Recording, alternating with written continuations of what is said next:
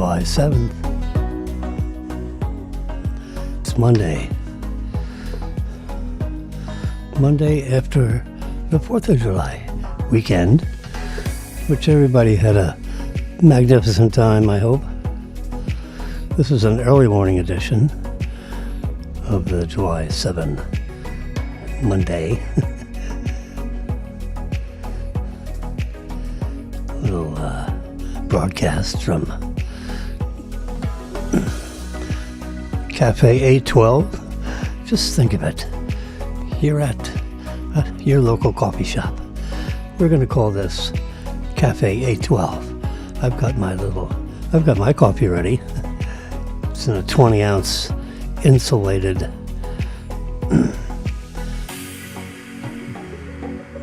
boo. I've got the boo covered up with rubber so it doesn't slip out of my hand. It's 66.9 degrees in my little studio thing here. You know how big the studio is? It is massive. Oh my God. You wouldn't believe how much real estate I have tied up in this studio. My studio is exactly 6 feet wide and 24 inches deep. And I've got about 3 feet behind me where I have my masterful brother, not Hewlett Packard, my brother, printer, copier, fax machine, which I don't use because I don't have a landline, but I have an electronic fax where I have a fax number.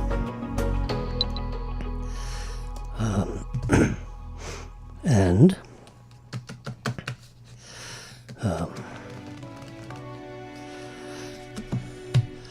so you can imagine it's a color printer, a color copier, fantastic color copier, and it enlarges up to like 400%. So you can put a driver's license on there and you get a full page driver's license. You can see every little freckle on the picture. But the most, terrible news is in Texas, where,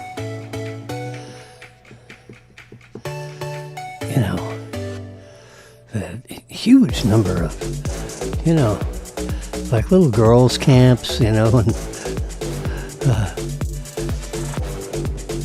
the floodwaters, they had incredible rains. Alarms went off. The National Weather Service told everybody. Everybody told everybody. The good news. The bad news is these floodwaters, this incredible amounts of rain fell,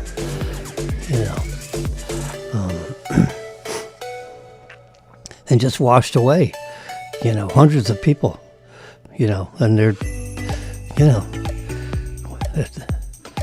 at 2, 3, 4 o'clock in the morning, all of a sudden your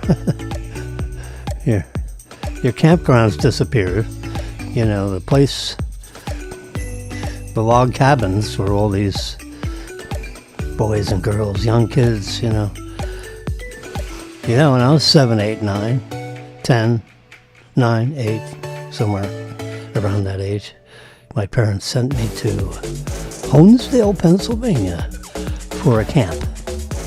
Yeah, that's a camp. I think it was a little boys' camp. So can you imagine you send your little boy to camp and all of a sudden they're gone? What do you mean gone? You mean like, when are they coming back? Well, never. So your magnificent little 8-year-old treasure is just gone. And, so all the pastors, it's like terrible. You think about all these religious people saying, oh, God has the plan. What? To take my kid? What kind of plan is that? Is this kid going to grow up and eventually be the inventor of the atomic bomb? I mean, come on. Where's my kid? Stop with this hoax.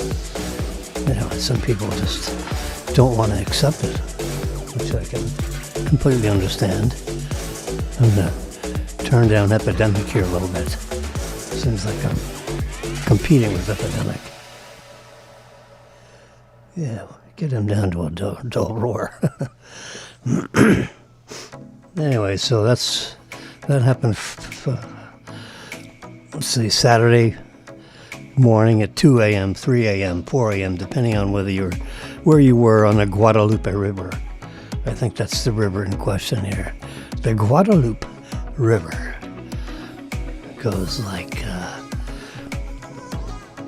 I guess, to Guadalupe.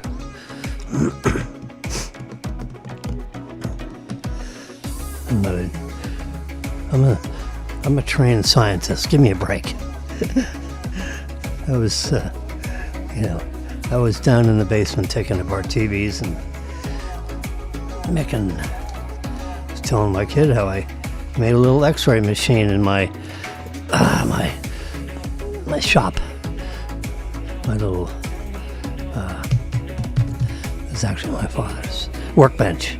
Yeah. Now that was a 4-foot by 8-foot workbench, which when he was at work, I was working at his workbench. There's a place where he'd go down and hammer and nail stuff, when he was on the weekends or whatever.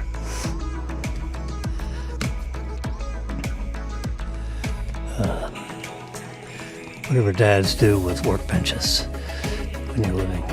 Lived in a nice place, Father did very well for himself back in the day.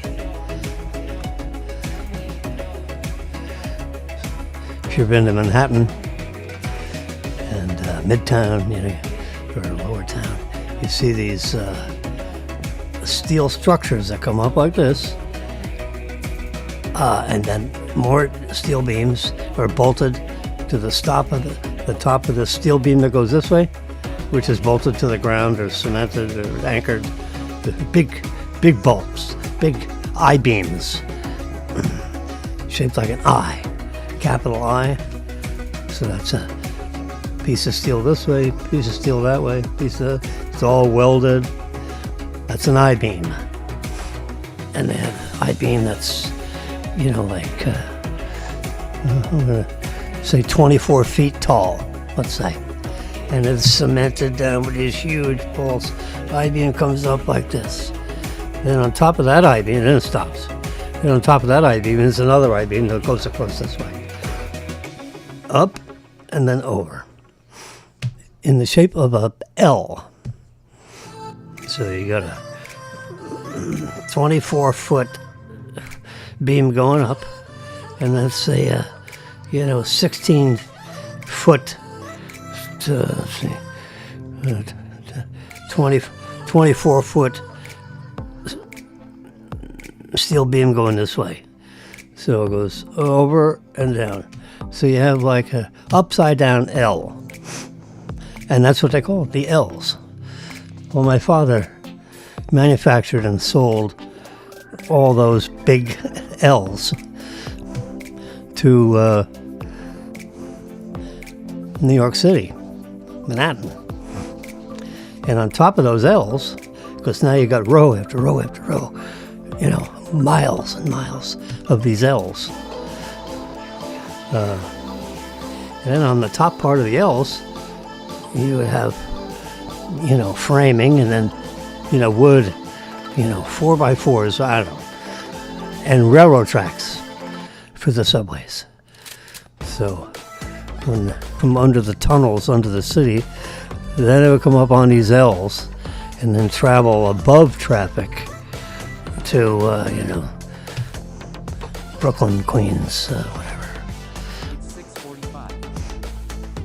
And people would get on those trains and travel on the L's and then graduate underneath the city in the subway system. And then you'd get out at the 10th Street station and the 20th Street station and the 30th Street station, whatever. I forget,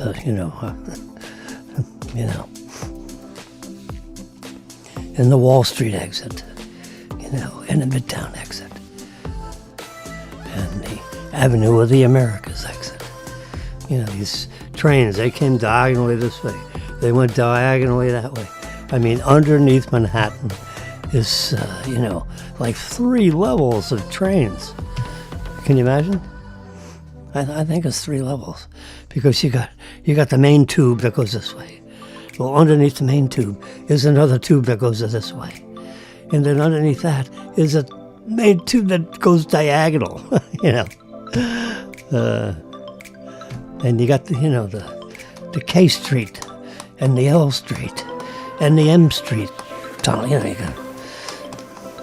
So, and on the inside the train car is a map of the entire subterranean under earth. The terrain is the earth. Subterranean is under earth. So, under the city of New York is an incredible, tunnel system with railroad tracks with electric trains. Yeah, and if you go down there in the train tracks, you'll get electrocuted. With 480 volts of electricity, or whatever the voltage was. It was high voltage.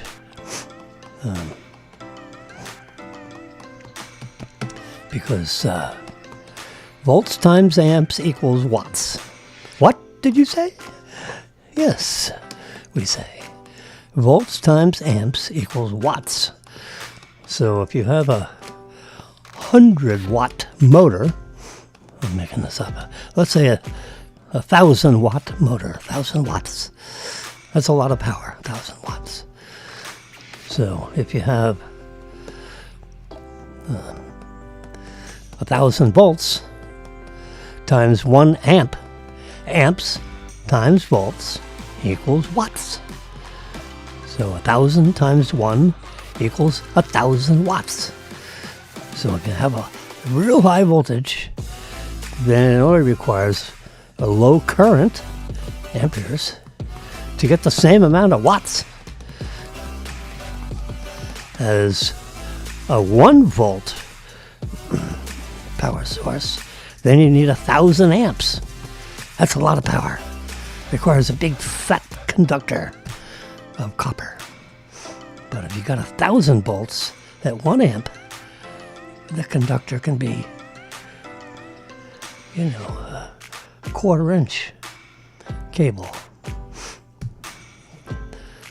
So that's why the power lines you see way above your head, they're super high voltage, very low current. So you can power part of a city. Amps times volts equals watts. So in an electric car, for example, just to give you some order of magnitude here, you've heard order of magnitude from our friend Elon Musk. Well, let me tell you, I knew order of magnitude a long time ago. 65 years ago, maybe. I knew order of magnitude as your basic 10-year-old, 12-year-old. You betcha. So, the order of magnitude.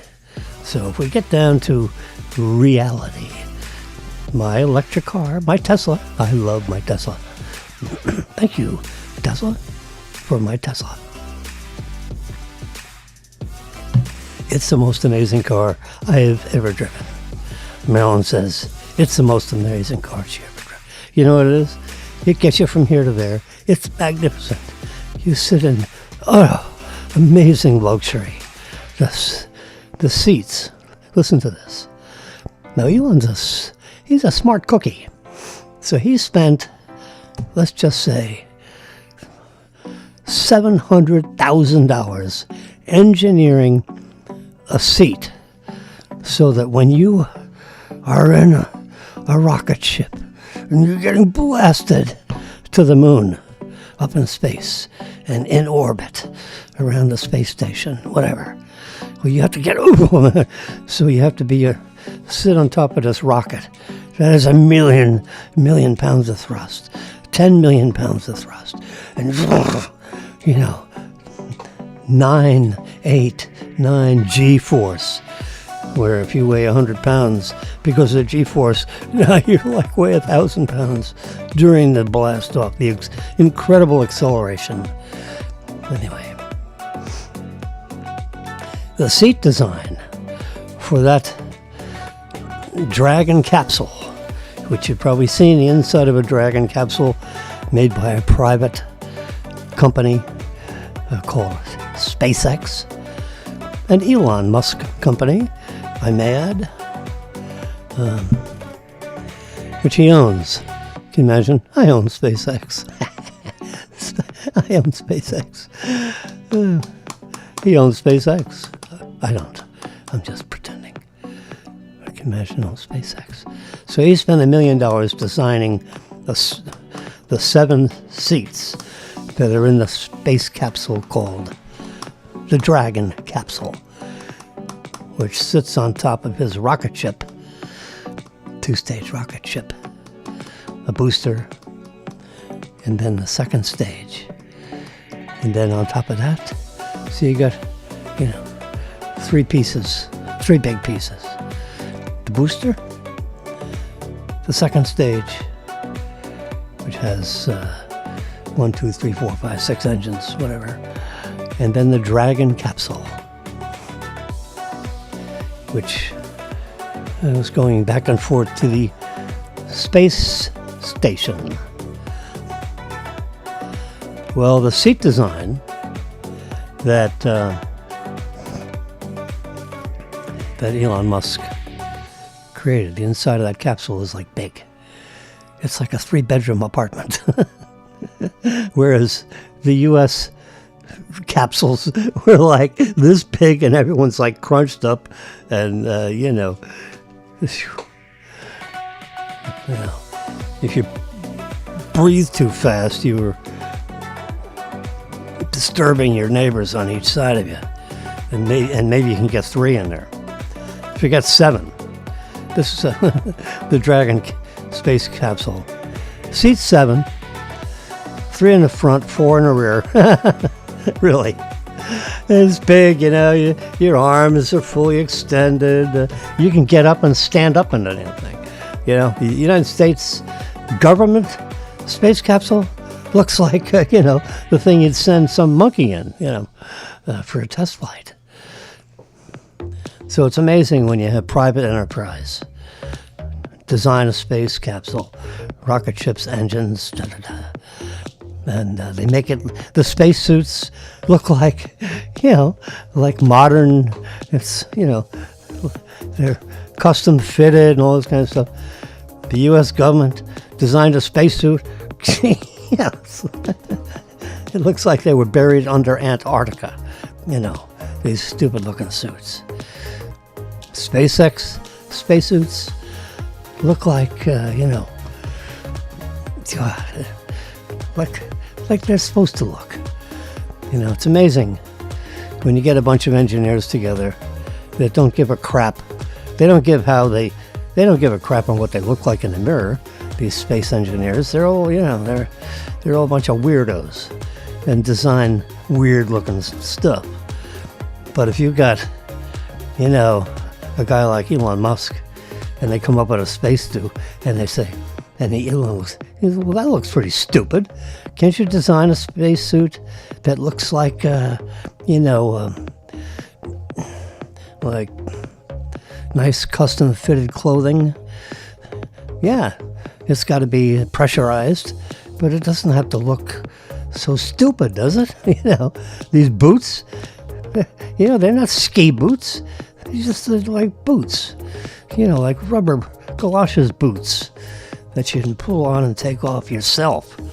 You don't need 3 people to put your boots on, and clamp here and clamp there and zip here, So when you see the spacesuits that Elon Musk, because He beat up the engineers, said, make this look good. Just because you want to look like a slob, I don't want people that wear my spacesuits and make my company look stupid, because I want the spacesuits to look good. Well, that's the difference between private company that's spending his money to design a spacesuit. He wants that good looking. White and black. SpaceX embroidered on the front. Really. In case some Martians find you, they know SpaceX. Return to sender. Well, the space capsule's the same way. They call it the Dragon capsule. And back and forth and back and forth and back and forth. No leaks. No nothing. He's been, and before SpaceX designed his rockets and engineered his spacesuits and engineered the space capsule that's sealed up, perfectly sealed up, with the proper welding all the way around, and no leaks, no this, no that. Boeing aircraft, quasi-governmental, bloated company, apparently, with engineers, with management that's not kicking ass properly, in my opinion. They're 2 years late in developing their rocket thingy, and they had a scab at 6:56 a.m. I'm having trouble with my tongue. Anyway, let me have another sip of coffee, wake up my tongue. Yeah, we're at Cafe 812 here on the 8th floor. Suite 812. Let's just call it Cafe 812 here early in the morning. And with my fantastic musical background from Epidemic Sound Instrumental, my royalty-free, no copyright sounds that I can put as background music to my noted broadcasts here. Anyway, back to the space capsule.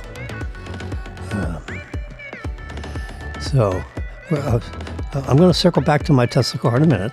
We have a couple little circles on my circles. I kind of talk like Trump, you get sidetracked into... Anyway, I'm trying to tell you that the space capsule is going back and forth to the space station, on time, on budget, to his own company, SpaceX, because he owns it privately instead of it being a government thing.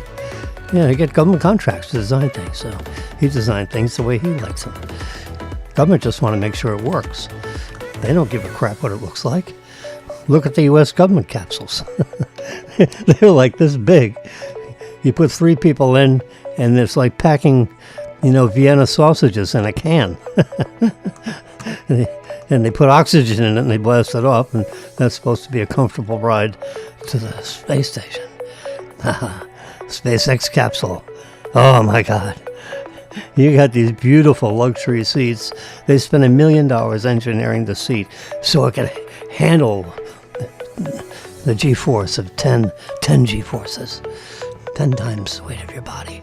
The acceleration as you go up through breaking the Earth's gravitational pull. Well, the design of that seat is the seat that I'm sitting in my Tesla car, because he owns, a billion shares of Tesla. That's worth, a lot of billions of dollars. A lot of billions of dollars that he owns, controls in SpaceX. He owns a big piece of SpaceX. He owns a smaller piece of Tesla, because he went public with Tesla and sold shares in Tesla. Anyway, so circling back to the seats in my Tesla car. So, when they were designing the Tesla Model Y and the Model X and the Model S, like Sam, and the Model 3, sexy, S-E-X-Y, except the E is like a 3, turned the other way. You know why? Because Model E is owned by Ford, and Ford wouldn't give it up. So Tesla's like, God darn it, I'll have to call it a Model 3, which is an E the other way, S-E-X-Y. That's so he came up with the 4. The guy's, in one hand he's way above average, and on the other hand he's a little demented. Who would name the 4 models of his car, S, Model E, the Model X, and the Model Y? Oh, but it can't be Model E, because it has to be Model 3. It even rhymes. But you take a 3 and turn it into an E. You take an E and turn it into a 3. Bingo.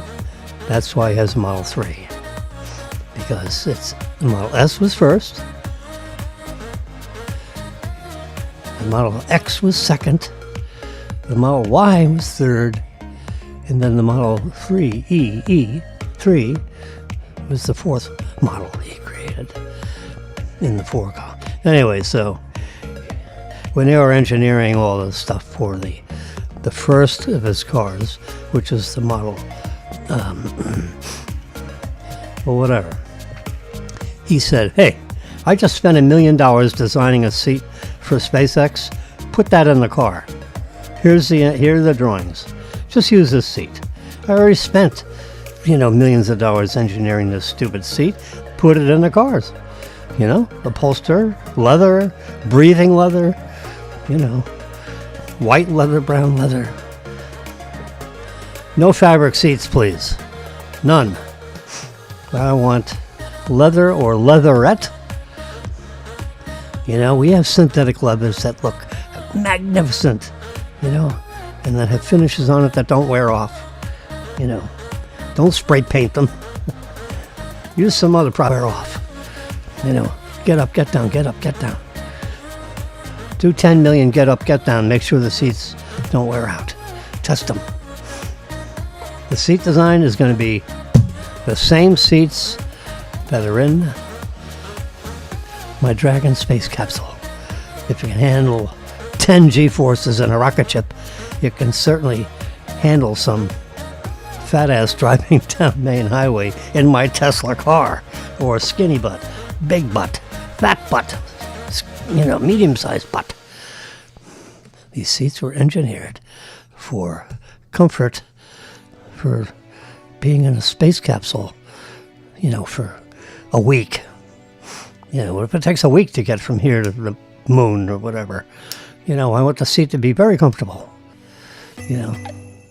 Seat harness, use the seat design, put it in the car. That is the seat that's in my Model Y. It's the same exact, and as a matter of fact, I got white leather because the seats in the Space Capsule Dragon is the white leather. So I got the white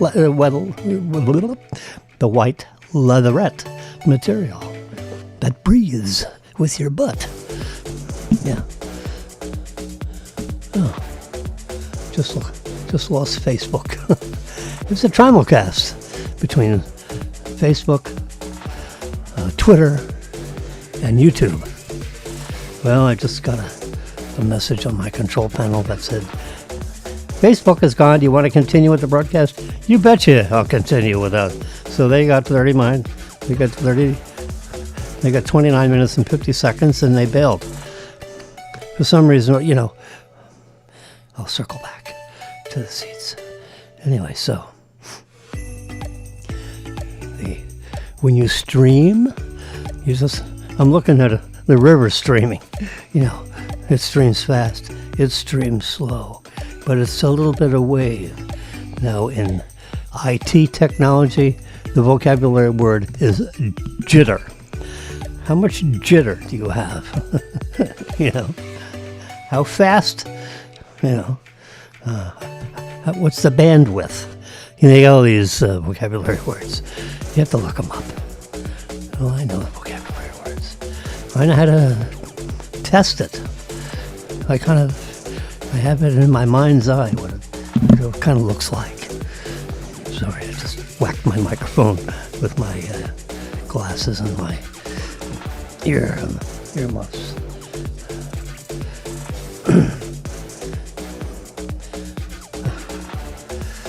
I have. You in the control room, would you please give me full view on camera 1? There we go. There's camera 1. Here I am. Oh, God, I just banged into the microphone again. Oops, sorry. Boing. That's why they call it a boom mic, because it goes. When you get up to a certain level, it goes boom. Anyway, boom, boom. It's a boom mic. It's right there. It's the same microphone that Rush Limbaugh used.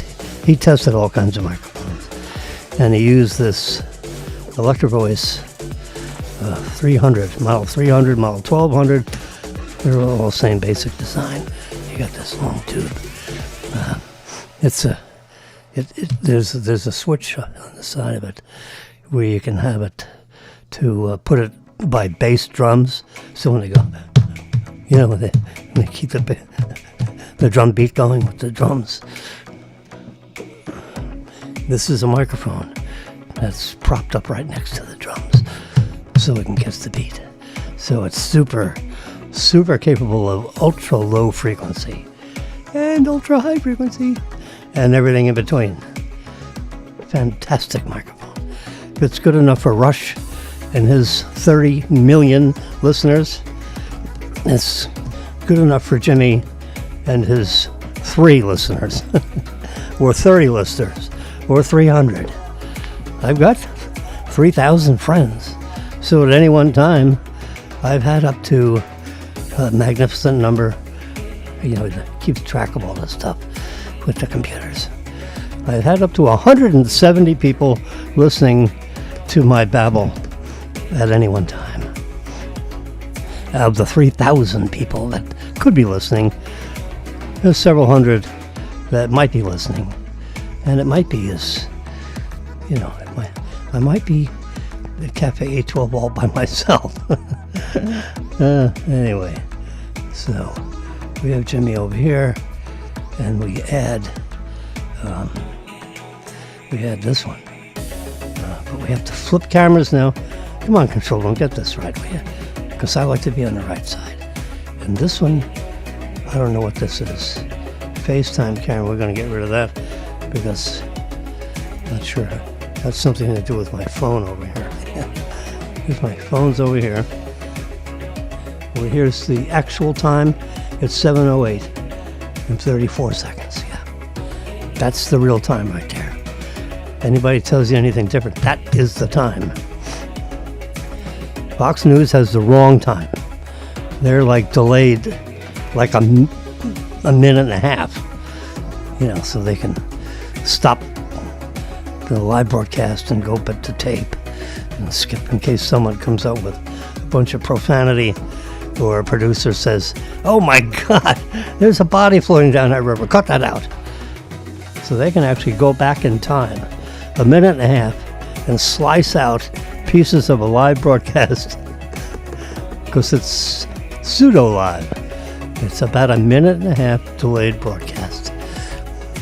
So when you see something live TV on Fox News, it actually happened a minute and a half ago.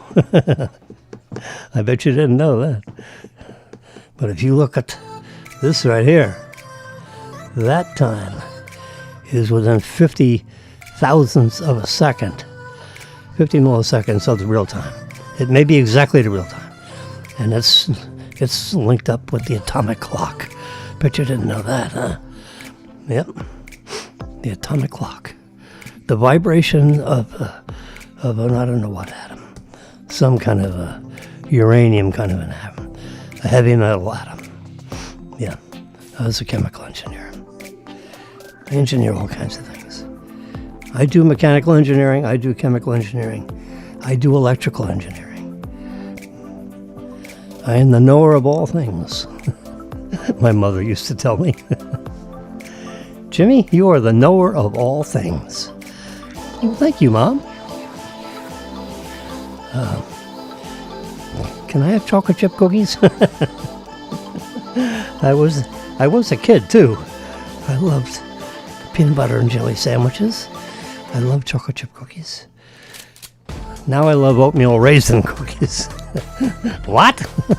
I don't think I would have eaten an oatmeal raisin cookie when I was 10. But when you're 103, oatmeal raisin cookies taste terrific. Because you're eating oatmeal. Anyway, so getting back to my magnificent model. Whoops. Just heard my car. My cat is yelling at me. Let me out. The door's open. Come on. I crack the door in the morning so they can go out and listen to the birds and the bees. Yeah, because I got up at pre-dawn. At 4:28 this morning, I was up. Can you imagine? I'm in the bathroom combing my hair at 4:28 in the morning. That's a long time ago. Well, I had to get the studio all set up. I was a technology guy yesterday because I got why I said myself, this is torture. Xfinity. You ever heard of it? Well, let me tell you. When you're with the IT, I have in my hands, right here, right on this Ola on this side, and Hi There on this side, with a special code. And on here, I have the direct line to technical support at Xfinity. The line where you don't have to dial through 30 minutes of electronic robots. Would you tell me your street address? Does it begin with 101? Yes or no? Press 1 for yes, 2 for no, 3 to start over. And you go through all this screening. We're going to send you a 6-digit code on your phone. Would you please type in the code that we just sent you? And then you type in it. Okay, so now they know my phone is really Jimmy. Here at 101 Plaza Real South, yes. Cafe 812, yes. Yes! And you go through a half hour of this crap. 1 for this, 2 for that, 3 for that, 4 for that. Press 7 if none of those work. Then you go to 7, oh my God. It's 20 minutes of the shakedown from this computer robots because you're not talking to anybody yet. And then you finally, it's not 1, 2, 3, or 6. Press 7 for tech support. Or say agent. Now, if you say agent before you go through all this other crap, it starts over or hangs up on you. I mean, one time I had it hang up on me because I went out of order. Oh, my God. Your whole time will be 43 minutes. What? I just went through a half hour of this bullshit. Now I'm on hold for 40 minutes? Are you kidding me? Hire some more people. Oh, God. And then when you finally get somebody, I'm not prejudiced, but, they're in Bangladesh. They don't speak English very well. I finally got a guy from Illinois. I said, so this guy's name is Tom or something. And I said, where are you actually? He says, I'm in northern Illinois. I said, oh, thank God. I was in Polynesia for the last 2.5 hours, and they gave me, everything they told me was wrong. I mean, what the hell's going on with your good company called Xfinity? I mean, it's like, no more coffee for me today. This was yesterday afternoon. From 11 in the morning until like 5:30 at night, it took me, with tech support, to get I had a modem, okay? With the streaming broadcast I have here, I need internet speed. I need, the fastest speed that's deliverable. I'm whacking this card. This is my secret card with secret phone number. I have to get it in my phone. It's so secret, I don't even have it in my phone book yet. Ouch, sorry. Banged the microphone with my head again. I'm so happy I have my direct phone number. Oh, God. I finally asked Tom, I said, isn't there a direct phone number that just rings right into your whole world of influence so I can talk to somebody? You know, instead of going through a half hour of computer robots because they're trying to screen calls so you don't get inappropriate calls. I'm an IT guy.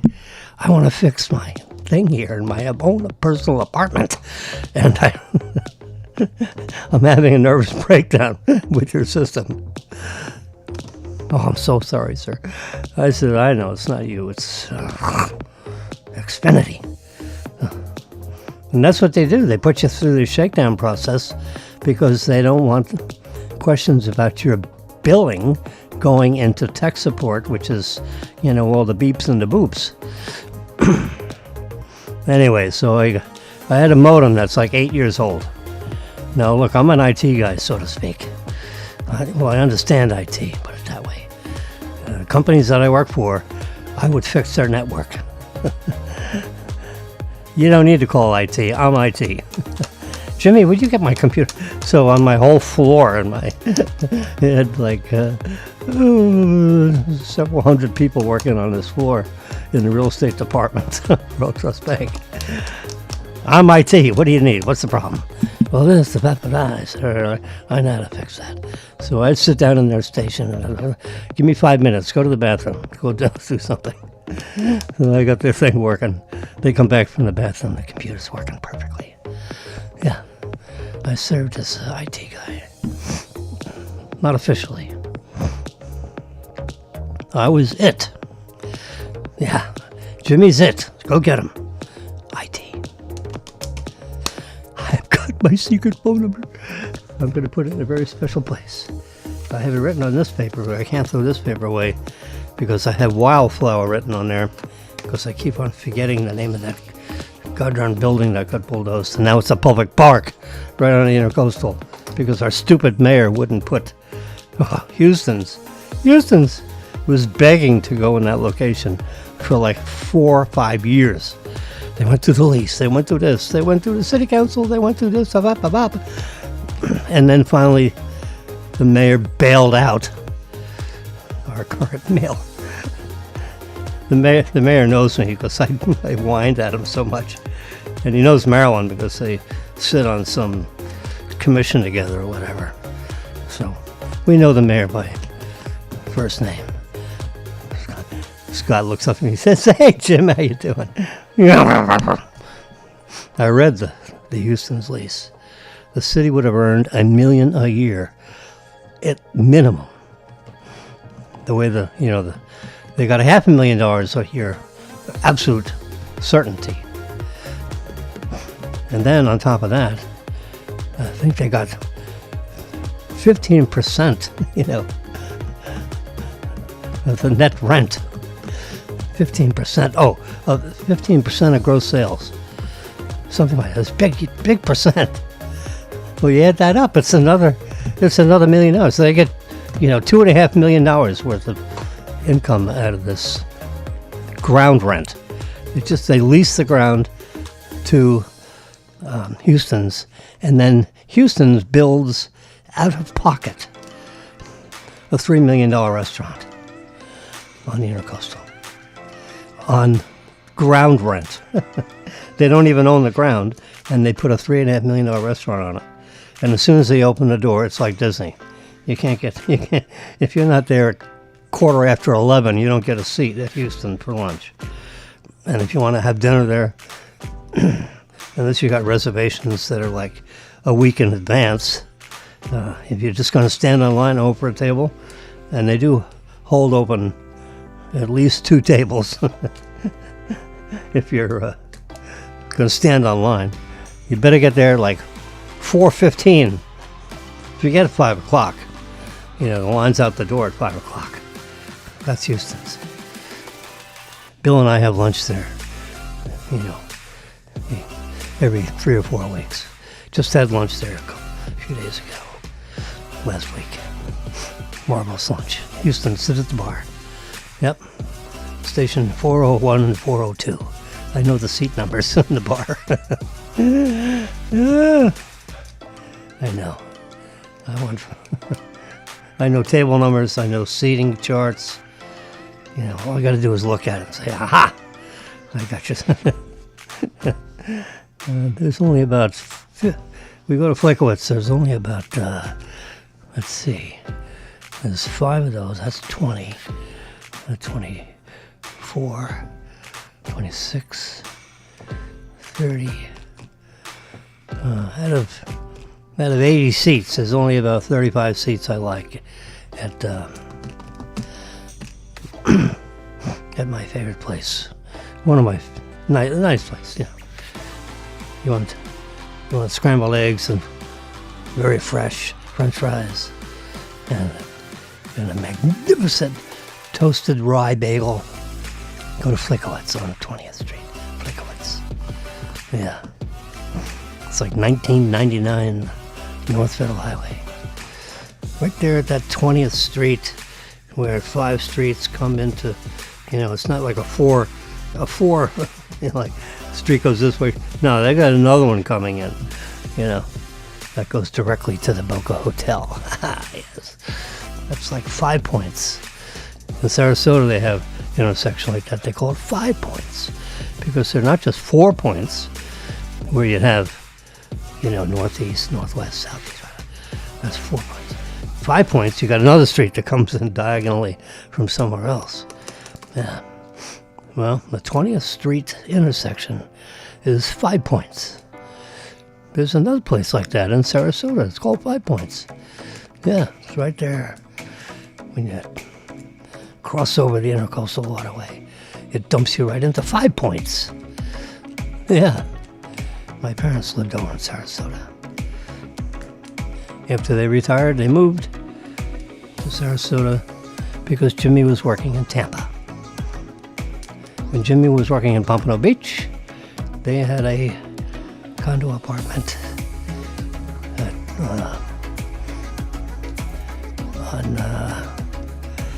you take is on like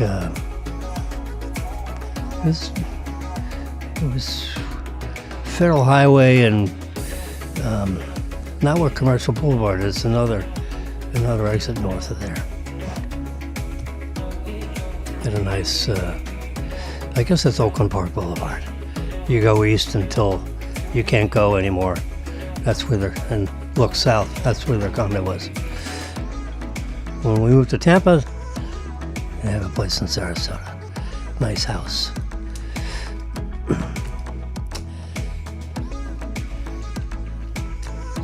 Anyway, so Tesla.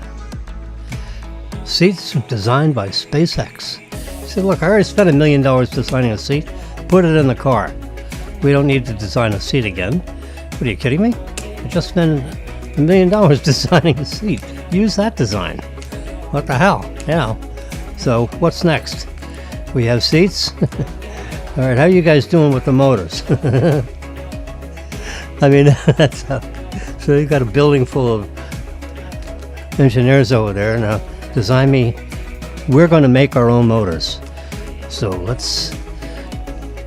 not going to buy someone else's motors and put them in a Tesla. That's what Ford Motor Company does. No, we're going to engineer our own motors, and we're going to make them right in our own factory with our own, those robotic stuff. So let's engineer the motor perfectly suited for driving a car. Okay? Think of it like a small truck. I want lots of power in that motor. So when they step down on the accelerator, not the gas pedal, because we don't use gas. We use electric energy. So we're going to call it an accelerator pedal, because when you press down on it, you accelerate. And when you accelerate, I want your seat, I want your back blasted back into the back of that seat with that perfect headrest designed by SpaceX. Really. He's a screamer. Yeah, you want to work for Tesla. Better You better be tip-top, or else you will be spinning out the back door. Tip-top. Spinning like a top. Anyway, so the way you get smart as a kid, I'm told, is you read. Read. You get your brain to look at letters, to sound out words, for the spoken language of the English language. I mean, it can be German, French, or whatever, but over here it's the English language. English. Have a spot of tea, please. We're watching The Royals, which is a broadcast about, it's a 4-season, 10 episodes a season, 43-minute segments designed for TV. So people actually would have to wait for the next week to watch the next episode. So all those episodes have been created, and there's 4 seasons of The Royals, Royals. And you got all these, it's about the palace and the palace intrigue and what the king is like and what the queen could be like. And it's all fictional stuff. You just let your imagination run crazy, and that's The Royals. Oh, God. Now you have to, I guess I don't know if it was designed for British TV or whatever. I don't know where, but you see some of these actors, the actress, the grandmother, you see the grandmother. Oh, God.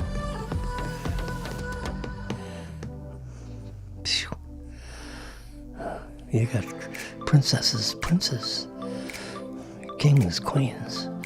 You got all, it's like a whole chessboard of people.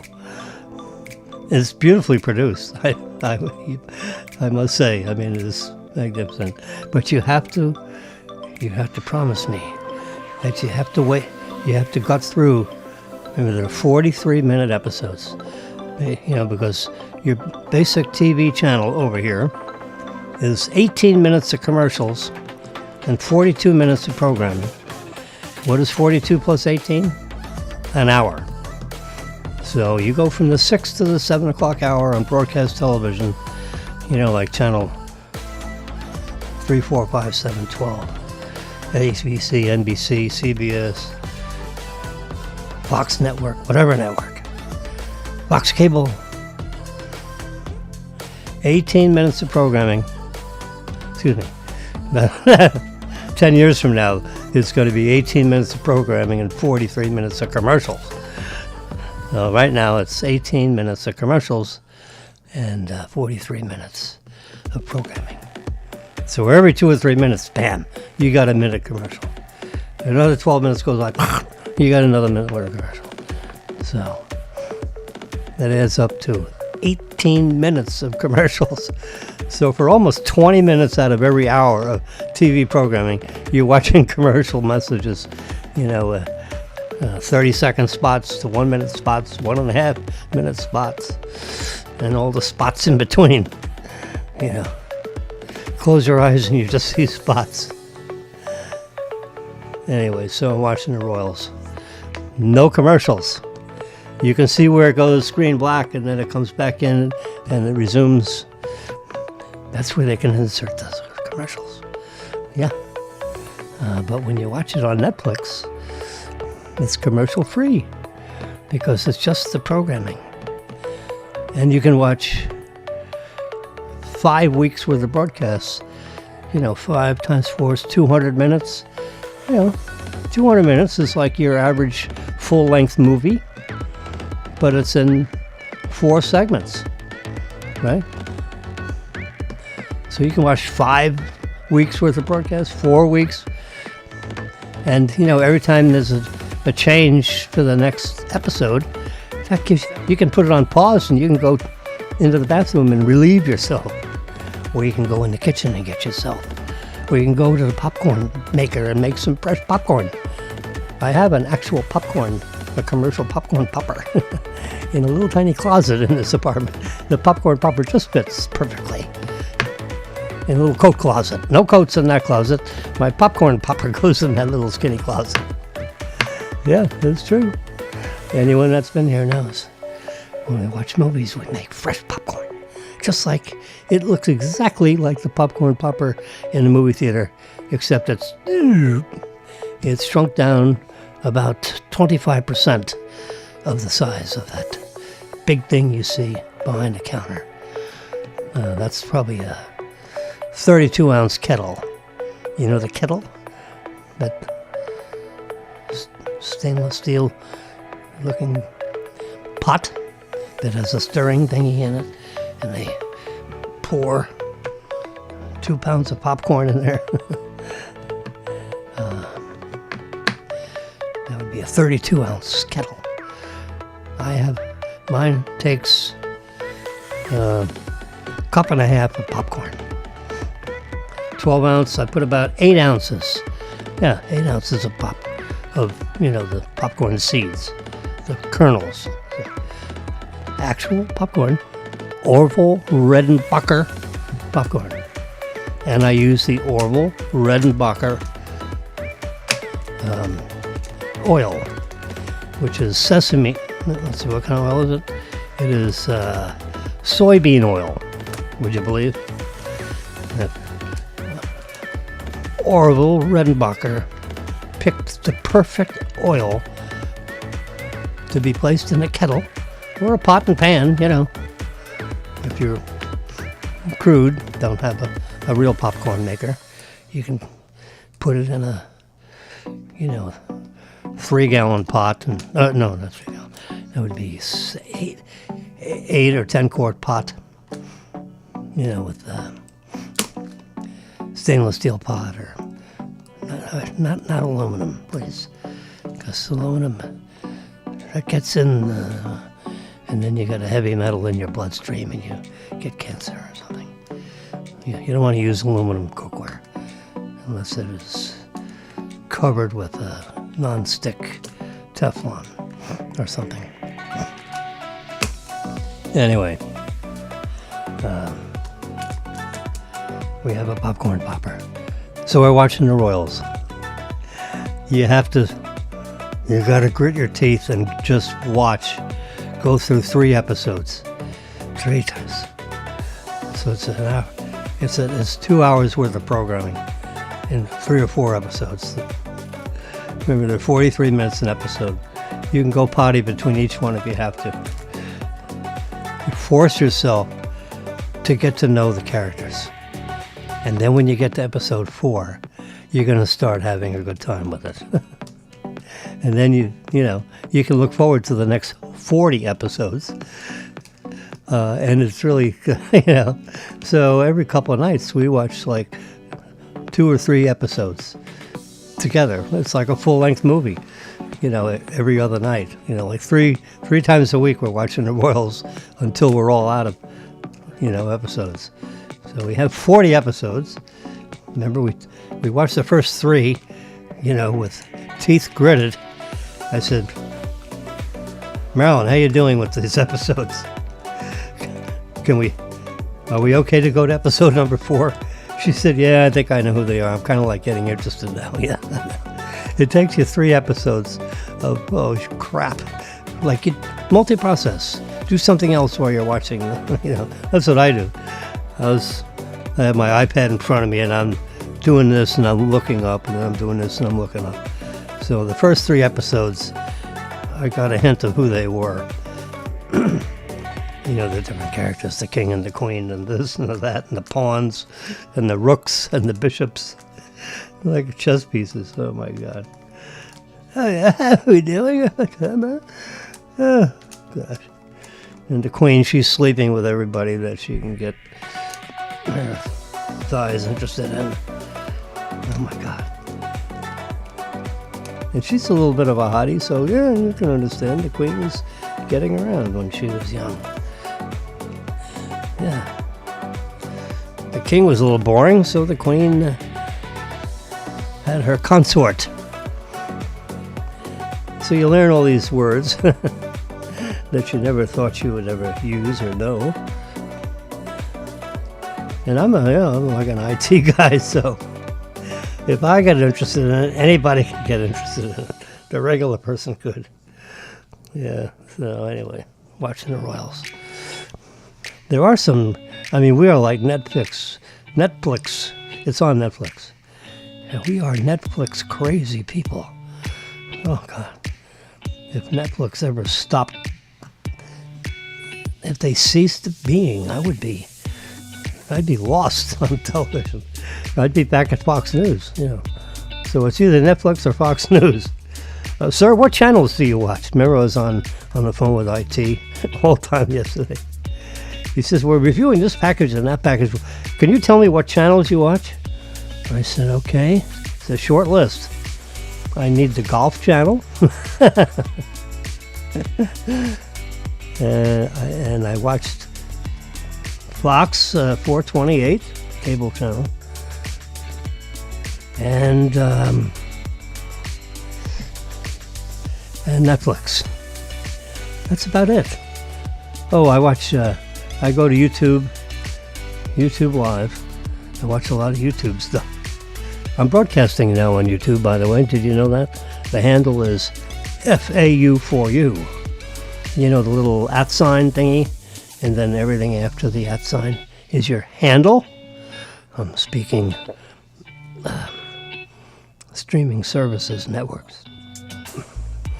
Yeah. YouTube, Facebook Live, YouTube Live, and Twitter Live, also known as X, because someone hit Elon over the head with an X, and he's got a kid. He has one of his kids named X. I don't know if he has a Y or a Z, but I know he has an X. The second car he ever designed. What is it? Model X. It's the highest priced car you can buy in Tesla. The Model X. I have the Model Y, which is a step down from the X. It is a crossover SUV instead of the full SUV. Yeah, they are magnificent cars, I have to say. The computer, everything's on the computer. You have a 15.5-inch iPad looking thing that's glued onto the front of the dashboard. That's it. You got a couple little buttons on the steering wheel. There's no buttons anywhere. The whole dashboard is completely clean, except for an iPad sitting in front of you, sort of like in the middle. And the idea of that is that eventually the car is going to be self-driving, where you just say, you push a button, say, take me to Flakowitz, please. And then it'll come back and say, in Boca Raton or Boynton Beach? Which one would you like to go to? The Boca Raton Flakowitz. Please fasten your seatbelts. And you fasten your seatbelts. And as soon as, then you put your foot on the brake pedal and say, please take me to Flakowitz in Boca Raton. We are ready to go. The seatbelts are all fastened properly. And the car starts to go. It backs up. It gets in the proper lane. And it makes the right turn. It goes up Federal Highway about 1.5 miles.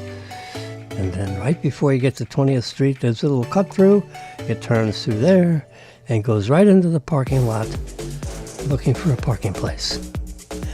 It's called autopilot. It's working, folks. You just tell the car where to go and it goes there.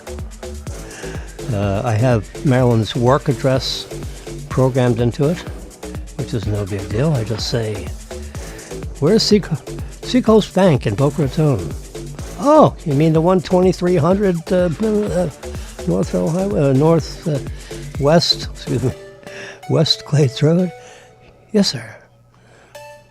So I push there's two buttons, work and home, And then other than working home, you push the button on the steering wheel, say, take me to whatever, you know.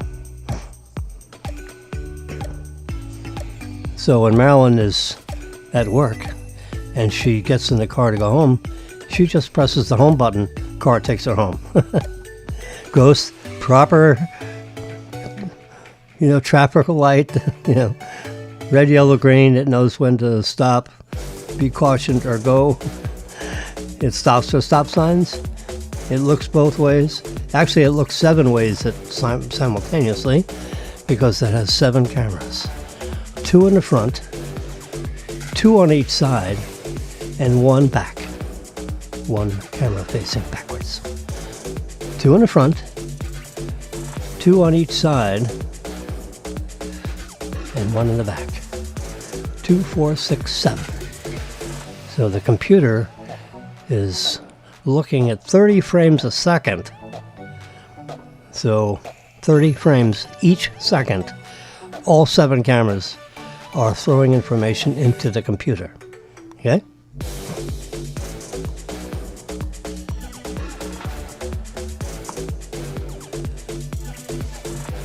Wow.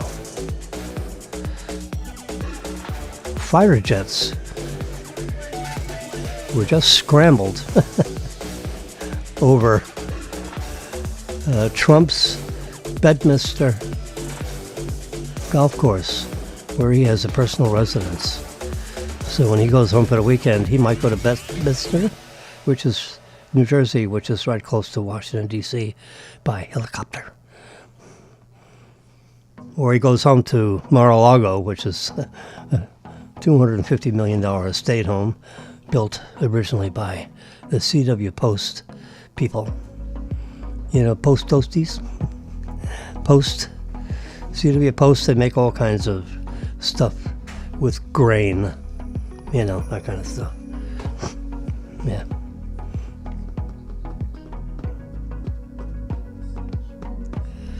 Oh my God. My iPad just activated and looked up grain recipes because I thought I was talking to it. Anyway, so, oh Lord. Model X.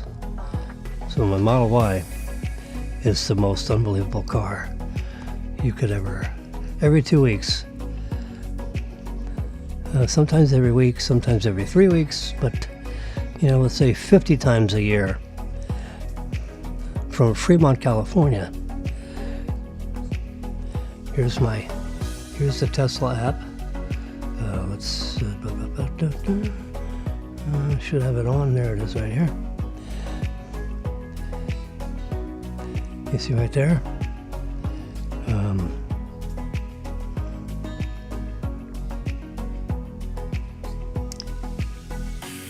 All right, let's close out the app. Come back and do it again. There we go. Charging equipment, communication lost. So either the breaker is plugged into the wall in the structured garage. We were fortunate enough to actually have the power charger connection for the Tesla car. How lucky is that? I made friends with Dr. Brian, who had a Model S, and coincidentally, he spent $2,000. He went to the building people and said, I want, my name is Dr. Brian, and I have an electric car, and I want a NEMA 1450 socket put here with 32 amp circuit. Could you do that? What will that cost? So she went to her electrician contractor and said, that'll be $2,000, please. He said, okay, do it. It's 7:45. As soon as I can plug in, I'll write you a check. So he got it. He paid $2,000 to have a 32 amp, 230 volt circuit put into his right into the back end of the column where his car is parked in parking spot 265 on the second level of our structured 5-story parking garage. So I made friends with him because on the other side of the column is a parking spot that becomes available after 5 p.m. at night and all weekend. It's not a resident parking spot, it's a commercial spot that's reserved for business hours Monday through Friday. But Saturday, Sunday, and in the evening, I could park there legally, without needing any kind of a permit. So I said, Dr. Brian, do you mind if I plug in when you're not plugged in? Wrote him a letter and stuck it under his door because I found out a little espionage work on my part. Who owns that parking lot? Who owns 266? They won't tell you. Oh no, we have security here in this building. We cannot tell you. I've been in the building 13 years. We cannot tell you who is in parking spot 266. So I figured it out. I did some espionage. I posted watch. So when I saw a guy go for the Tesla, the Model S in 266, I walked up on him quickly and I said, "Hello, sir. May I interrupt you just for 1 minute? If I were to park in that other spot over there, could I plug into that socket? Would that impact you in any way?" He said, "No. They actually don't charge me for the electricity. I wrote a check up, plug in. How about it?" So I wrote him a letter. I said, "Hello." I said, "Oh, by the way, I live in Cafe 812, apartment 812. I call it Cafe 812 because we were having coffee together. So we're going to call this Cafe 812. When my kids come over to visit, I say, "Come on over here. We're going to have dinner in Cafe 812. Anyway, so I wrote a letter and stuck it under his door. He said, "Oh, yeah, I live in 815. I said, "Heck, we live on the same floor. We probably bumped into each other 9 times in the elevator over the years."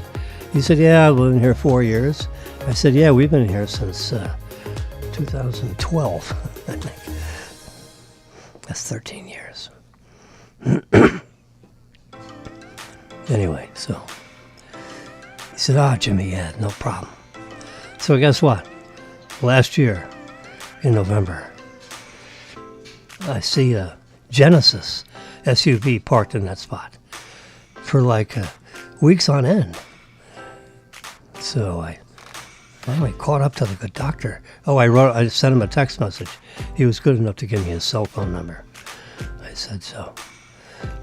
And I gave him my cell phone number. I said, "If I'm ever plugged in, just unplug me and you plug in. Just unplug it from the NEMA 1450 socket. You can't remove it from the car because the plug gets locked into the car unless I unlock the car. But you can unplug it from the wall and just drop it to the ground and you plug in as you normally would. You just unplug me and you plug in. So it's your plug, your priority. So that'll be our little unofficial rules." I said, "But just do me a favor and just text me and say, 'Jimmy, you're unplugged.' So that way I can come down and roll up my wire and put it in the trunk of the car. Because I don't want someone to, steal my wire, cut it off or something. So that's all. So text me. You can just say, 'You're unplugged.' You don't have to give me a reason. It's very nice, So he said, 'I'm running on fumes. I need to plug in.' Sorry. He pulls my plug. Yeah. So that's the arrangement. Now all of a sudden, there's a Genesis parked there. So I was always plugging in, being in the adjacent parking spot, which I get essentially chased out of, Monday through Friday from 8 to 5. Reserved 8 to 5 for a commercial tenant. on the second floor. All kinds of commercial tenants on the second floor of this building. No residences on the second floor. All commercial spots. Like Chops and like Lemongrass is on the south end of the building, and Chops is on the north end of the building. And then you got a bunch of lawyers in between, real estate people. Yeah. Up on the second level. Anyway, there's an elevator on the second level. So, anyway. So I walk down my car to go use the freight elevator and take it down to the second floor. There's his car. So now he's got a Genesis. I said, so what's with the Genesis? He said, oh yeah, I'm not a Tesla driver anymore. I fell in love with this Genesis, so I bought it. And I turned in my Tesla. I said, oh my God, that's like sacrilege. He said, yeah, I'm burning gas now. I said, well, you know, my parking spot is on the third level. It is right off the elevators on the third level. I have one of the 4 best parking spots in this whole garage. How about if we swap? So I'll get 266, which is where you had the wire, and you always had your Tesla parked there. And then you'll park in my spot, 368, up on the third level. Let's swap and see if you like it. So I walked him down to the third level. And I said, see that spot right there? That's your parking place. Reserved for resident. That's where Jimmy parks. So now, since you're a Genesis driver, you can be on the third level, and I'll take your spot on the second level, and we'll just do an unofficial swap. We don't, do you want to contact building management? He says, no, we'll just do it, let's not get in the way of them saying no. There's a Tesla there, and there's a, car here. I have a sticker, you have a sticker.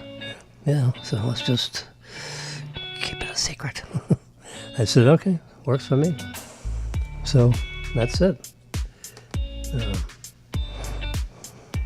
So now I have a permanent, I have a plug. It's unable to charge. I got to 89%, and then the thing went bipsic. There's something, the plug is a little ajar, or someone unplugged me. The wire is in the car, but it's not communicating properly. Like the plug needs to be jiggled. But it got up to 89% charged, which is enough. I got 248 miles of range, because see, through electricity, we don't have a gas tank anymore. We have an energy tank. It's called a battery. A big battery. We're circling back to watts and amps and all that kind of stuff. Remember, we started off with watts. So the motors in the Tesla they can draw up to 2,000,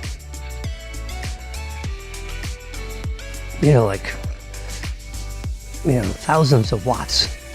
So the battery is a 350 volt battery. So 350 volts. Let's get our trusty calculator out. Let's just do a little multiplication. It's a let me think. It's a 200, oops. We're trying to figure out how many watts goes in the car. 230 volts AC times 32 amps. That's the service, the electric service. Equals 7,360 watts. So 7,360 watts of power is going in that battery. In this big ass battery. And it can take up to 72,000 watts. So that's 7, isn't it? So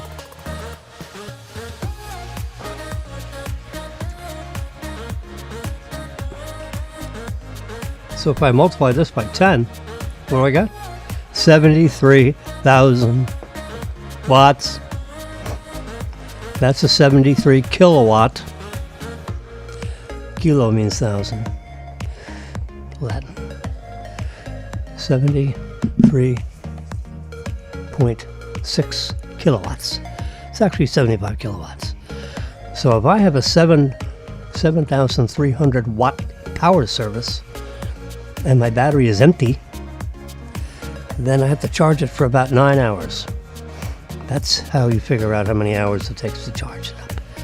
But I never drive up there with an empty tank. It's got at least, I think we've run it down to like 20%, 25%. So we only need about 75% of that 9 hours. So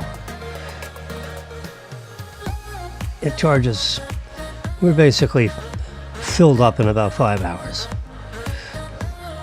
So if Marilyn plugs in at 5 or 6, let's just say she gets home at 6 p.m., by midnight it's all filled up. So, in theory, every time you leave the garage, you got a full tank of gas, full tank of energy. We don't use gas. We call it a fuel tank, not a gas tank. And we talk about range. How many miles of range? So I go back to the Tesla app here. There it is. So if I tap on this, I have 248 miles worth of range.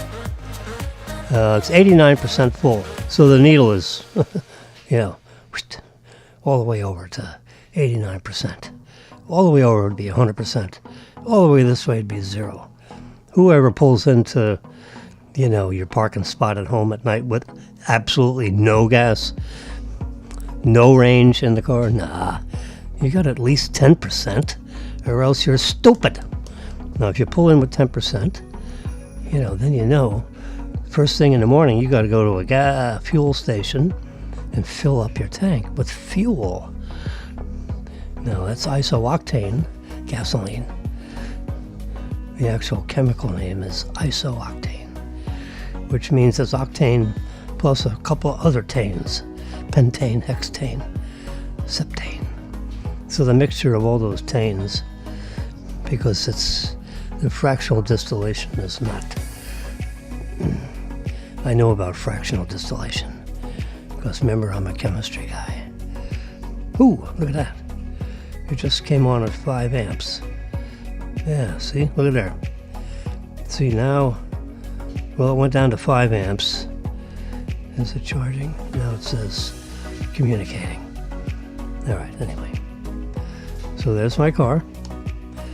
The VIN number is, the last 5 digits of the VIN is 9555. 5555. 9 and 3 5s.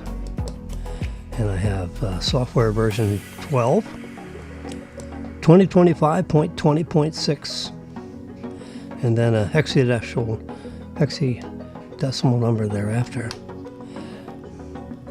The full self-driving software is version 13.2.9. Yep, release notes. The latest release is currently installed 25.20.6, which is some security improvements. They're real persnickety about people hacking your car and running off with it. Now, the nice thing about Teslas, these are all the software releases. This 14.6 it has all kinds of improvements for the supervised driving. 36 cycles a second. Remember I said it was 30? It's actually 36 hertz.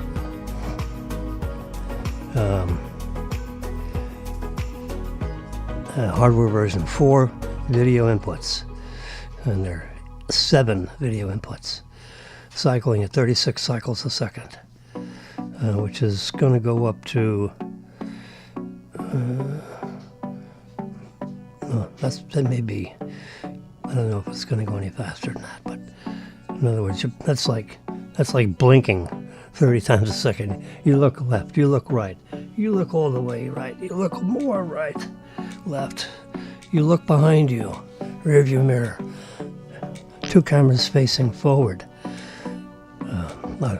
ultra wide angle, and a medium telephoto, 2 cameras facing forward, 2 on each side, 1 in the back. So 36 times a second, all those cameras are looking in all directions. That's faster than a human could possibly be turning your head in 7 different directions at the same time, 36 times a second. That's a lot of head turning. Yeah, that's how much video input is going into a Tesla to watch your out, so you don't. So it keeps your car right in the middle of the lanes. It has this neural network architecture, which God knows what that means. I don't know how to design chips, so I have to default to expertise in the car. 4.2x data scaling. I don't know what that means, but it's faster than the 3 times data scaling previously. And reduced photon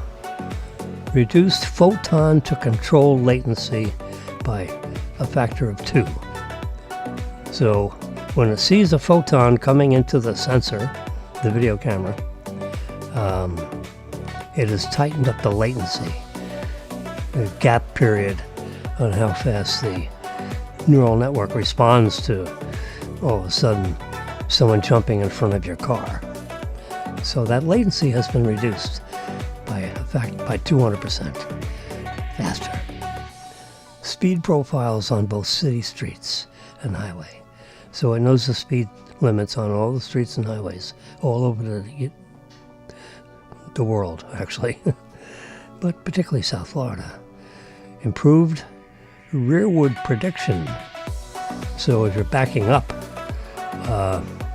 your screen will go red if you're getting ready to hit the car coming left or right as you're backing out of a parking place. Yeah, I mean, that just came in. Improved camera cleaning. So if one of your cameras has got a big bug on it or something, it tells you which one it is and you wipe off the bug. So camera cleaning means you cleaning. Rarely do you have to do it because the aerodynamics of you traveling self-cleans the lenses. I've never had to actually clean off a lens. But has improved cleaning prompts. So it tells you, the right front or the right side or the rear camera or whatever is dirty. It tells you which one to just rub a little cloth on. Redesign. Look, I'm going through the list of improvements on this software update. Dynamic routing around road closures and things in the road. So, in other words, if it's going down a road and it's supposed to be whatever, and there's a pothole, and some utility worker for the city put a couple of those big red cones around the pothole, the autopilot will notice that and route you around whatever obstacle is in the way of the road instead of just stopping and waiting. It can tell the difference between a person who's going to walk across the road and a cone, which is static, and you have to work around it. You wouldn't work yourself around a human being because the presumption is they're walking across the street. Yeah, so that's what happened. And then here's what's upcoming in the next release or two. It's going to be 3 times modeling size scaling, whatever that means. 3 times model context length scaling. Audio inputs. So if you hear emergency vehicles or whatever, it has cameras on the outside of the car, microphones, and it'll react. It'll start looking around for emergency vehicles if it hears a siren. Can you believe it? Which is what you would do. If you heard a siren, you're going to look around, where's the ambulance? Or the police car, or whatever. So as soon as it hears an emergency, something, the cameras are then trying to notice, something to avoid. Improved false braking and slower driving in parking lots. So you can tell the car to go park in a parking space, and it will go park in a parking space. So sometimes when the car is running, it just stops. A sudden braking syndrome. We don't know why that is, but they've made improvements so that would not happen. Support for destination options, including pulling over, parking in a spot, driveways, or garage. Support for that. Yeah. So I can train the car on where we park, and it'll take the car and put it right in that parking place. That I have to see. I haven't done that yet. Efficient? Oh, it's not. This is an upcoming thing. Yeah. So I don't have the improved handling of camera occlusions. That means someone spit on your camera lens, and you have to clean it off. That's an upcoming improvements. I don't know. Just has that in there. Anyway, so these improvements, these software updates come, like I say, every couple of weeks. I installed so all these are already installed as I go down this list of stuff. Yeah, look at all this stuff. Now you can shuffle your entire Apple Music thing, navigation, your hotspots are enabled. Yeah.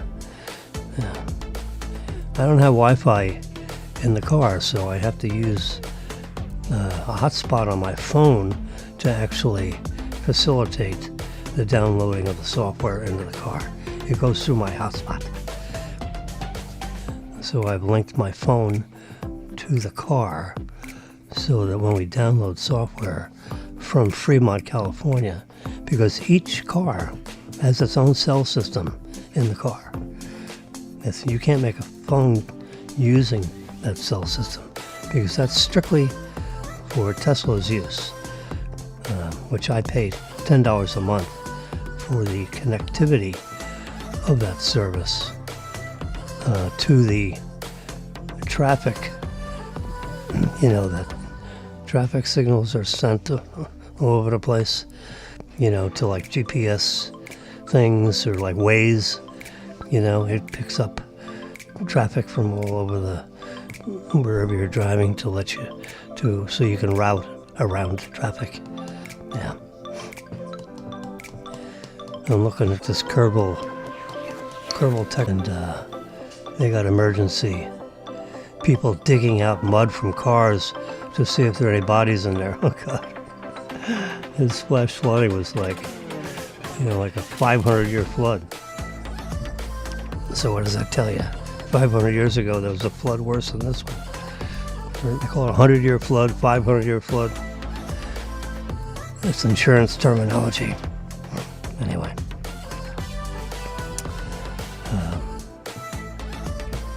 Remember I was talking yesterday about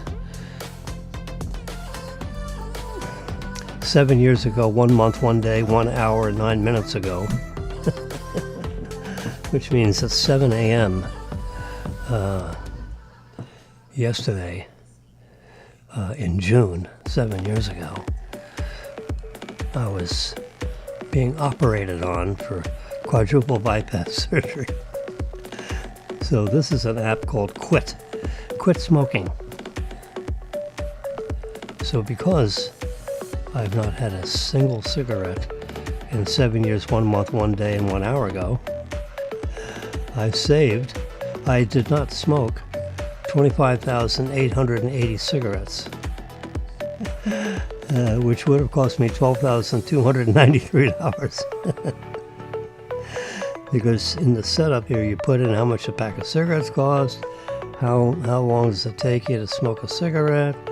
So that's what these. So whenever I want to know how long ago I had that surgery, I go to the Quit app, and I can see right here that I've saved. Can you believe how stupid this is? Smoking cigarettes. In the 7 years, 1 month, 1 day, 1 hour, and 10 minutes that I have not smoked, I have saved $12,293.23. You can see it. Oops. Producers, put that full screen, please.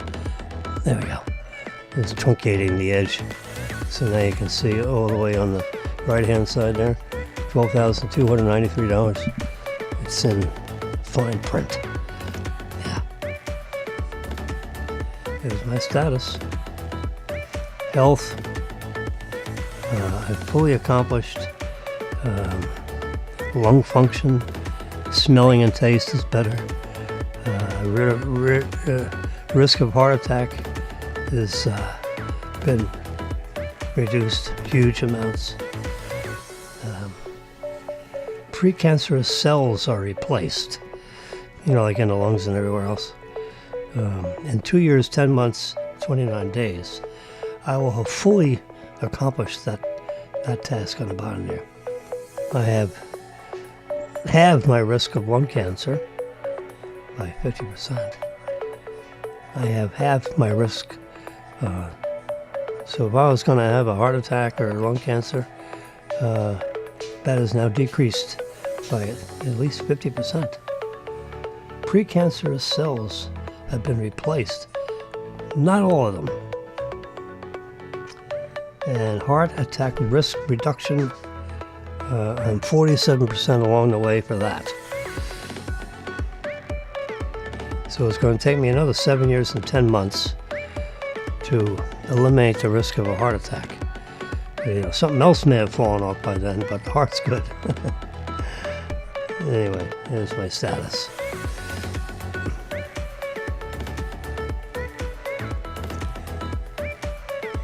That's the Quit app. Here's my fax app. So I can send a fax, inbox. Here's my inbox. See in the very top? You can send me a fax.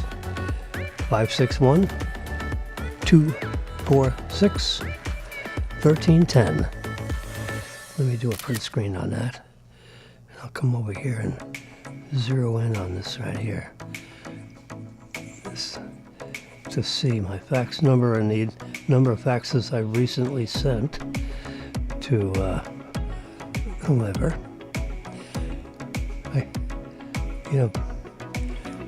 One way to communicate with the doctor is to get their fax number. And I say, God damn it, call me. I need an appointment. I need a refill on my prescription. Da, da, da. I send my doctor a fax. It goes right to his private fax. You can't send him an email, no, because that'll break some rules with HIPAA. So somebody asked me my fax number. There it is. 561-264-1310. Yep. If I dial that on my phone, it's going to go beep, beep, beep, beep, beep, beep. That's my fax number. I pay $100 a year, and I get the ability to send my doctor faxes, or anyone else for that matter, and I can receive faxes. That's a unique number for me, and faxes go right in my in-bin. Inbox. So here is 8 pages.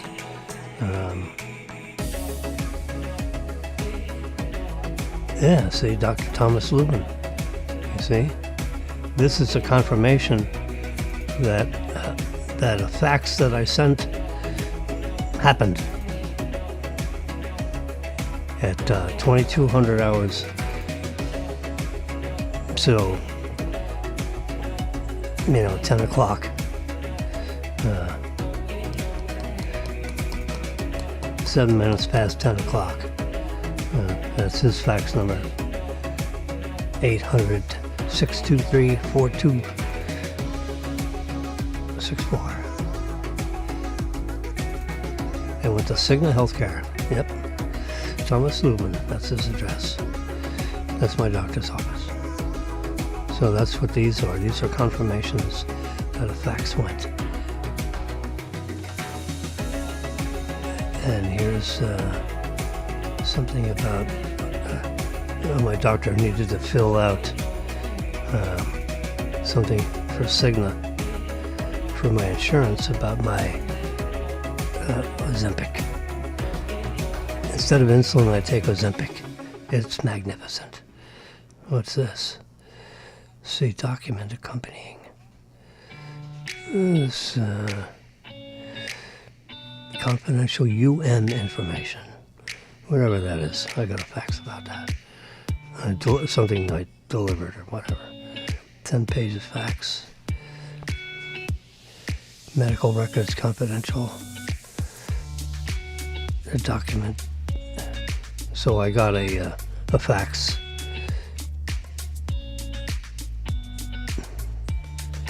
There's my birthday, my name, yeah. So this is all doctor stuff. Most of it. Sandra something or other sent me a fax about maybe a blood test or whatever. So I got the fax communication because this is the way my doctor and I can communicate. Here's a fax I sent. Testing 456 just to see if the fax number worked. There you go. 416-1100 I called the fax machine and I said testing 1 2 3. Yeah, let's do one of those. Do a print screen on that, just one other place. See James Wilson patient. That's like the default. I have my phone number, my fax number, and James Wilson patient. That's like the default lines on the cover page of a fax. So I don't have to type that in all the time, yeah. Yep, that's my fax. A new fax. See, add a cover page. You see the information on the top? Yep. And then down here I type a message. Testing 1 2 3, whatever. And I can send the fax to someplace.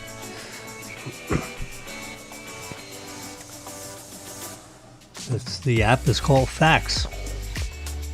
Yep, it's an app on the App Store. Go to the App Store.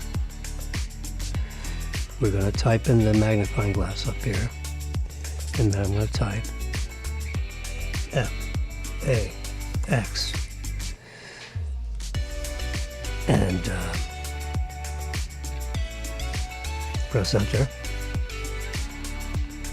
You see over on the top right, fax from your phone or your iPad. So here's the information about this app. See, and here's send, receive, faxes. And there's a unlimited send, let's see. So this is 1 month, $30 for a month, or $10 for a week. That'd be 52. That'd be $520 a year, or 1 year for. Yeah, there's other. I'm paying $99, so unlimited. I have unlimited faxes, send or receive. I have a unique fax number. To me, it's top rated. Yeah, costs me $100 a year, $99 a year. every December or something I get billed. Automatic pay. Yep. Here's more information about the faxes. There you go. The fax app. Anybody with an iPhone or an iPad, you can send or receive faxes right from your iPad. It'll send you a PDF file. Then you can print it if you want paper copy, or you can just have the PDF file stored in wherever you store PDF files. Yeah, that's the app. It looks just like that. It has a black fax icon, top left corner there. Yep. Do a print screen of that just so we can see it in the photo album. And I'll talk about this again maybe tomorrow. There we go. We'll just align that like that. Done. Save the photos. There we go. Open the app. That's right where I left off. Get rid of the T up there. Yeah. We'll close that out. So now I'll go to the photo album. And there's a sample fax. Name and phone number, remember? And there's that. I just saved that. So I can send, receive faxes from any iPhone or iPad.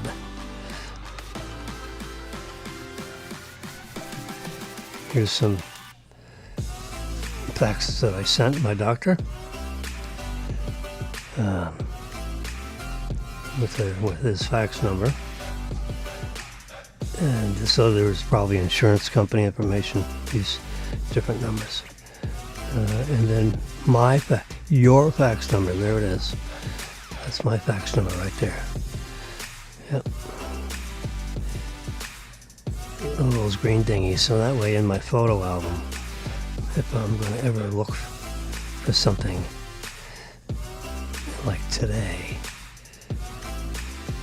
this is everything that happened today. All the photos or screen images. There's my Tesla. Parked in the handicap parking place at the Cinemark Theater. That color should be black. I brighten it up a little bit. And let's do a little augmentation of the color here to make that car look black. Black is beautiful. There we go. It had a blue cast to it, so let's change the color a little bit so that's black. There we go.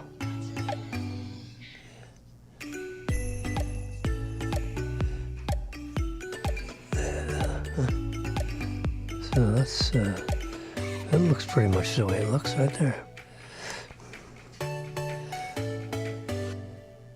We had heavy rains yesterday. Wow. It's almost like hurricane winds and rain. June 23, my kid was making mussels. Look at that big pot of mussels. Can you smell them? One big mistake you should never do with your passport, and that is put it in your purse or in an outside pocket where someone could see it. Put your purse in your pants, deep in a pocket, but not where your wallet is. Because if someone steals your wallet, they're going to get your passport. And if they get your passport, you're screwed if you're out of country. The other thing you can do, if you happen to lose your passport, and you can say, well, what's your passport number? And you like, with your thumb up your nose, I don't know. Well, you can get a passport. Producers, you want to give me a camera over here? You can get a passport card. This is a little out of focus because my camera is set to be focused over here. So, but that is a passport card. It's got my photo, the passport number, my name, my birth date. I'll show it to you. Whoops. I just dropped it. There we go. Let me focus in on it so you can see it. this way. No, I turn it this way. There, see, now we're in fine focus. United States of America passport card. Okay, the passport card gets issued simultaneously when you get a passport. I guess you could get a passport card sometime after you got a passport. But we just got our passports renewed, and if you pay an extra $30, which is like security, you can get a passport card issued simultaneously with your new passport. You probably didn't know that. So instead of $150 to renew is $180. But we just renewed our passports because we're going to be world travelers. And I'll transmit from Spain.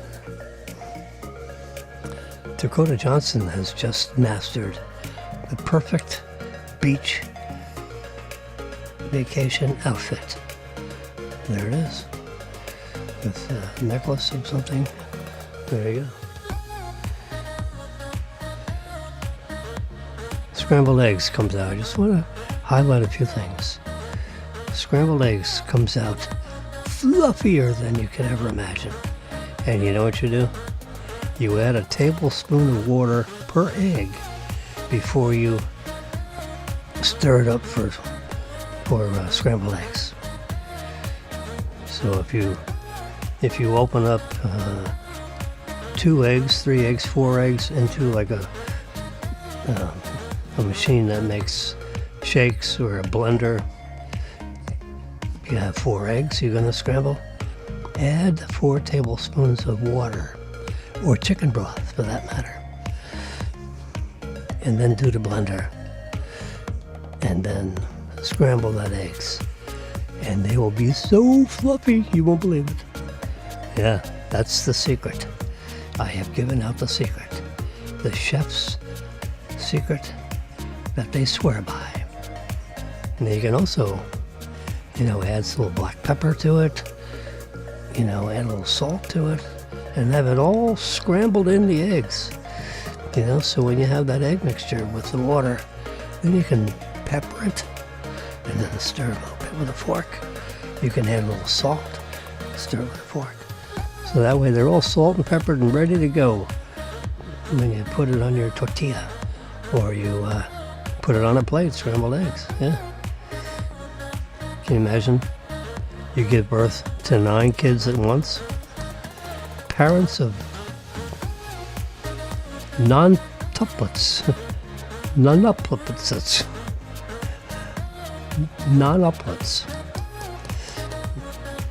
That's an interesting word to pronounce. Non-uplets. That's 9 kids with the same birthday. Not the same birth minute. I don't know which one came out. I don't know if they're in numerical order of when born. All these kids were born the same day from the same mother and the same father. So they don't look identical. They look like they're fraternal twins. Now these 2 look identical. They paired off. These 2 look identical. Oh my God. These, I don't know. This is all by himself. And these 2, do we have 4 sets of identical twins and 1 non-identical, making up the 9th? So now the magic thing about the iPad and the operating system and photos, I can just touch my finger on this word and then stretch my finger across,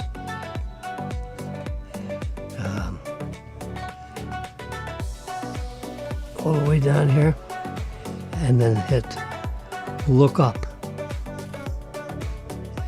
And it's going to go to the internet and find out what's with this story. It was in People magazine. 5 girls, 4 boys. I can press that right there. And this is the actual article from People magazine. See, there's the picture of the non-nuplets. Non-nuplets. A single birth. They turn 4 in May. What we need to know.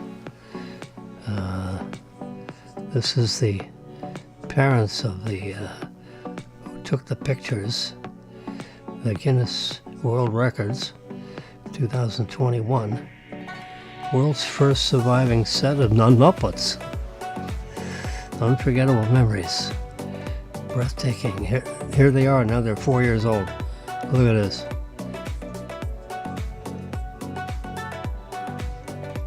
And it does look like we have a, they all look the same, don't they? Coming around the couch. And then when you make a left turn here, then they start looking differently. Yeah. Unbelievable, huh?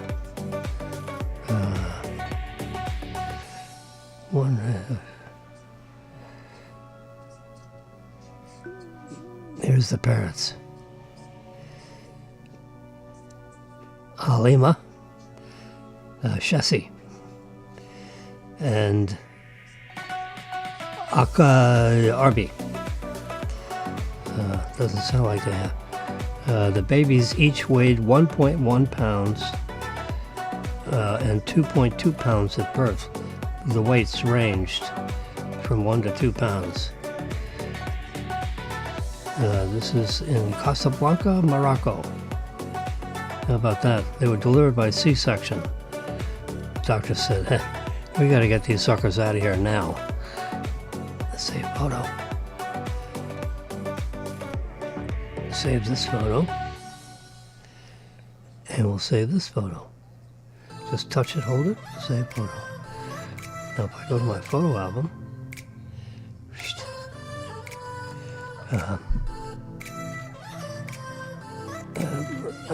go to all photos, and then here, right here.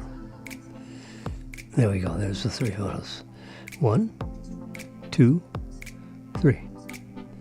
This is at birth, and this is at I guess 3 or 4 years old. I forget which. I think 4 years old. Yeah. All right, we learned all kinds of things today.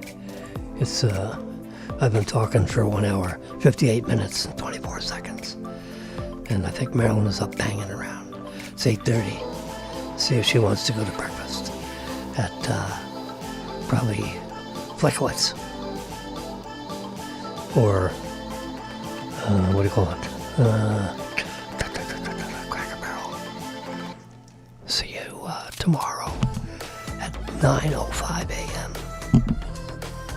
9:05 a.m. Bye-bye.